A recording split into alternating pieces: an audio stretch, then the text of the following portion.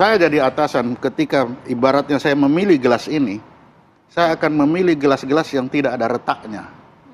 Sebaik apapun Eliezer, itu adalah gelas-gelas yang retak. Ya, tapi ada yang menyatakan bahaya mengintai Eliezer kalau masih kalau di dalam... itu sudah tidak usah lagi diperbincangkan. Makanya saya cuma melihat seperti itu.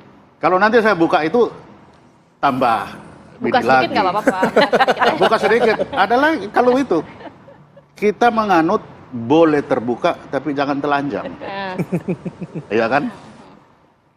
Kalau buka sedikit, saya atasannya, kamu besok datang apel jam 7, lari sampai jam 12.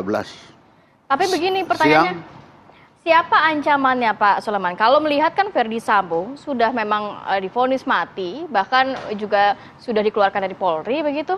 Nah ini yang saya bilang, budaya TNI Polri itu beda dengan budaya umum. Ini budaya organisasi, itu satu. Lalu kedua, budaya esprit de corps. Perkawanannya Yosua, perkawanannya Verdi Sambo. Belum lagi temannya Verdi Sambo. Itu punya budaya sendiri. Kebetulan ini. Di bawah kendali saya. Ketika dia masuk dalam organisasi Polri, tidak ada lagi orang dari luar yang bisa mengendalikan berhak terhadap Eliezer. Sekarang kita dari luar bisa melihat itu karena memang persidangan. Tapi sekali dia sudah masuk di dalam organisasi, 100% di bawah kendali polisi. Jadi Pak Soleman melihat juga nanti... Saya melihat ketika sudah ada putusan sidang KKEP, semuanya pasti akan patuh pada sidang tersebut. Itu yang pertama. Kemudian yang kedua, kita melihat Eliezer ini basicnya Brimob ya. Jadi kami melihat untuk kenyamanan Eliezer juga dan untuk keselamatan dan untuk supaya dia merasa nyaman, sebaiknya memang dikembalikan ke Brimob. Kenapa? Karena yaitu di situ tempat dia lahir dan dibesarkan ibaratnya ya. Nah di Brimob ini solidaritasnya sangat tinggi, kawan-kawannya sangat mendukung gitu ya. Bahkan dalam beberapa persidangan kawan-kawannya datang mendukung. Nah atasannya sama saja gitu ya, artinya memberikan perhatian penuh. Bahkan ketika waktu itu dia masih di bawah Sambo, katakan sudah terjadi peristiwa dan kemudian dia masih dikuasai oleh Sambo, atasannya ini nyari loh.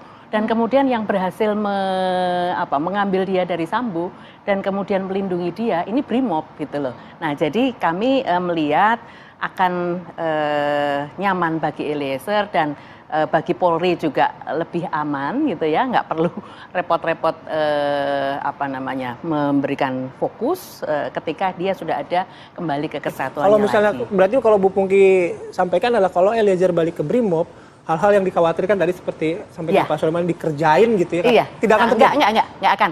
Dimanapun sebetulnya juga enggak ya, tapi akan lebih nyaman bagi Eliezer karena dia terlahir itu sudah sebagai Brimob gitu ya, dan besarnya juga di Brimob. Artinya kan ini ibarat si anak hilang gitu ketika dia BKO di Propam di tempatnya Verdi Sambo. Nah kemudian ketika ada kasus ini untuk hukuman dia ditaruh di Yanma, tetapi setelah itu kami berharap kembali ke Bu Pungki, ini tanpa mengurangi rasa hormat kepada institusi Polri begitu ya, apakah memang benar-benar sudah bersih dalam arti kan tadi atasan di Brimob mencari Eliezer. Belum lagi kita melihat kan masih ada juga anggota Polri yang terseret dalam obstruction of justice, di mana ini juga terungkap kan karena Eliezer begitu ya. Nantinya kalau misalnya melihat kekhawatiran tersebut, belum lagi apakah memang saat ini sudah benar-benar bersih di dalam Polri-nya sendiri begitu? Kalau kita melihat soal bersih dan tidak bersih, seluruh anggota Polri harus patuh ya, aturannya seperti itu.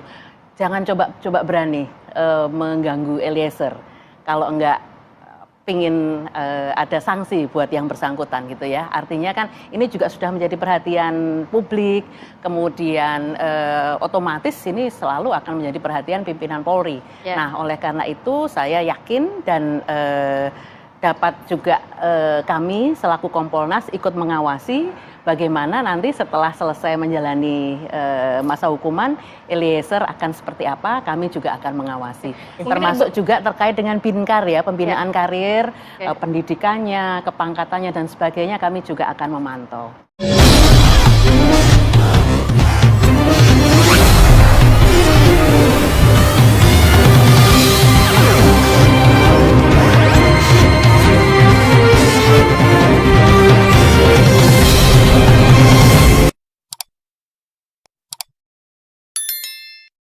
Barada Eliezer adalah terdakwa kasus pembunuhan berencana terhadap Brigadir Nofriansyah Yosua Huta Barat.